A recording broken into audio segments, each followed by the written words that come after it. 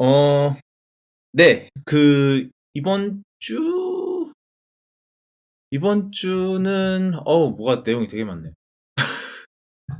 어, 일단은, 팔로우업부터 시작을 할게요. 팔로우업은, 놀랍게도 저희 청취자 코멘트가 있었습니다.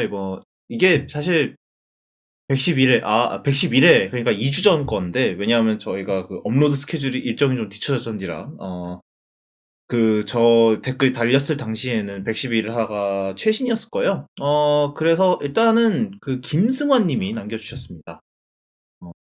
어, 팟캐스트 막판에 마스크에 대한 내용이 나와서 댓글 남깁니다. 코로나 바이러스는 비말 감염으로 알려져 있으며 비말 감염에 있어 마스크의 역할은 굉장히 제한적입니다. 2m 이내의 환자가 호흡기에서 튀어나온 비말이 내 호흡기나 점막에 직접 노출된 경우 효과가 있는데 병원에서 환자들을 대면하는 의료진이나 매우 밀접하게 다수가 모인 상황이 아니면 예방 효과는 적습니다. 반대로 환자에게 씌울 경우에는 전염을 막는 효과는 분명 큽니다. 반대로 손소독은 중요성을 아무리 강조해도 지나치지 않습니다. 대부분의 감염 경로가 직접적인 비말의 호흡기 침투가 아니라 기침한 비말이 어느 물체에 묻어 있는 걸 다른 사람이 손으로 그 물체를 만진 뒤 얼굴을 그 손을 다시 만지는 경우입니다. 또한 환자가 기침을 손으로 가리거나 입, 코 등을 손을 만진 뒤 어느 물체를 만지면 그 물체를 만진 다른 사람들도 같은 방식으로 감염에 노출됩니다. 따라서 나만 쓰는 물건이 아닌 것을 만진 뒤 손소독이 중요하며 무의식 중이라도 얼굴은 손을 만지지 않는 것이 중요합니다. 이건 굉장히 어렵습니다. 그래서 손소독이 더 중요합니다. 팟캐스트 마지막 부분에 말씀하신 베스킨라빈스 사례도 점장이 마스크를 썼다면 점장이 직접적인 기침보다는 점장이 송이 감염원이 됐을 가능성이 많습니다. 마스크를 쓰고 있더라도 사람들은 무의식 중에 마스크 위로나 또는 마스크 아래로 얼굴을 손으로 만지곤 합니다. 병원 같은 곳은 환자 한 명 대면할 때마다 손소독제를 쓰도록 교육도 하고 감시도 하지만 일반적인 매장은 그런 일이 불가능할 테니 점장과 직접 손이 닿았던 라이더라면 감염 가능성이 있습니다. 다만 얼굴을 마스크로 가리면 얼굴을 맨손으로 직접 접촉할 가능성이 떨어지는 장점은 있긴 합니다. 네. 어, 네. 라고 이게, 111회 당시에는 제가 알기로는 마스크에 대한 이제 그런 얘기가 많이 나왔었나요? 그 당시에는, 그러니까 그 당시, 그러니까 마스크 잘 예, 쓰시라고. 얘기했었죠. 예, 예. 이게 근데 그런 건 있는 것 같아요. 제 생각엔, 그러니까 이거를 저희 부모님하고도 얘기를 하고 그랬는데, 이게 불안 요소인 것 같아요. 심리적 불안 요소인 것 같아요. 왜냐하면, 일단은 코로나 바이러스의 가장 큰 문제가 뭐냐면은,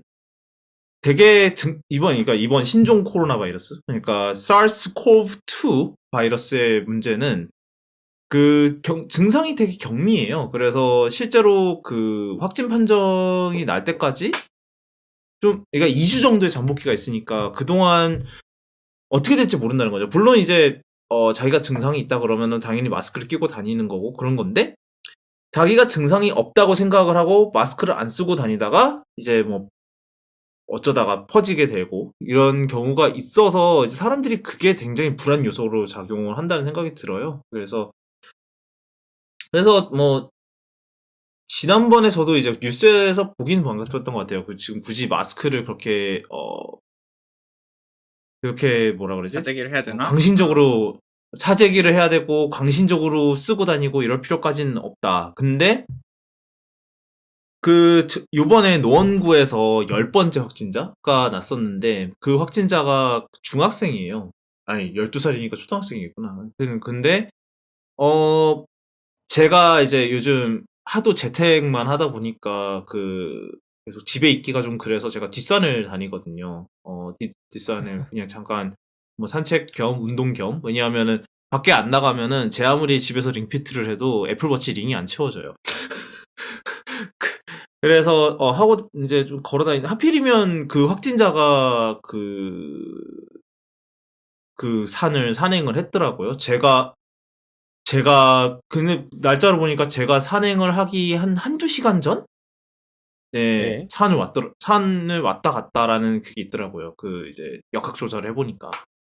그래서, 예. 그러니까 사실 그런 경우에 음, 굉장히 개방된 공간이고 그 사이에 그 뭐 밀폐된 공간도 아니고 환기도 굉장히 많이 거기는 그 환기랄 게 따로 없죠. 그냥 외기 그 자체니까. 근데 이제 그게 그러니까 문제인 당연히 거죠. 그 길이 만지고 좁잖아요. 간 그거 말씀하시는 거예요? 아. 등산로가 좁잖아요. 근 근데 이제 동시에 왔다 갔다 한 게 아니라면 뭐 그렇죠. 문제는 근데 이제 없죠. 그런 불안 요소가 있는 거죠. 혹시나 지나치지 않았을까라는 불안 요소가 계속 남아 있는 거고. 예. 네. 뭐 그런 불안 요소들이 아, 있죠. 예, 그래서 마스크를 써서 손해 볼 거는 없으니까 예. 저희가 그때 이제 근데 또 뭐 저희가 또 이런 쪽으로 감염병 쪽으로 뭐 당연히 전문가가 아무도 없기 때문에 이제 예. 저희 팟캐스트에서 들은 말과 이제 만약에 다른 좀 더 전문적인 매체들 그러니까 예를 들어서 뭐 질병관리본부의 뭐 어떤 얘기라든지 뭐 그런 얘기들이 배치되는 게 있으면 당연히 이렇게 저희한테 알려주시기도 하고 당연히 그쪽 말을 따르시는 걸로. 예. 예. 그게 아마 질본이 처음에 이제 이 사태 처음 시작했을 때는 마스크를 낄 것을 강력하게 권고를 했었어요. 근데 이게 마스크가 품귀 현상이 시작되니까 조금 입장이 바뀌긴 했죠. 이게 그러니까 그 약간 원래는 이제 마스크를 끼고 다닐 것을 권고한 것 자체가 사실은 좀 이제 김승호님이 얘기하셨던 것처럼 좀 오버킬인 걸로 이제 간주가 되더라도 일단은 안전을 위해서 그렇게 하는 게 좋겠다라는 게 이제 그 당시 결정이었는데 이제 이게 사태가 계속해서 진전이 되니까는 이제 그게 문제가 있어.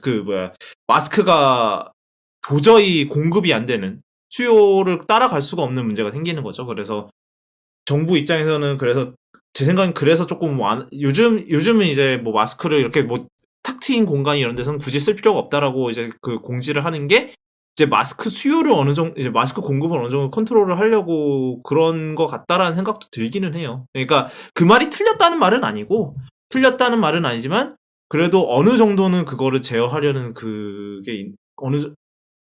이제 생각이 깔려 있는 것 같기도 해요. 아무튼 일단 청취자 코멘트를 남겨주신 거에서 굉장히 감사의 말씀을 드립니다. 근데 뭐 본명을 얘기를 하긴 했는데 뭐 본명으로 달아주셨으니 어쩔 수 없이 본명을 얘기한 점 양해 부탁드립니다.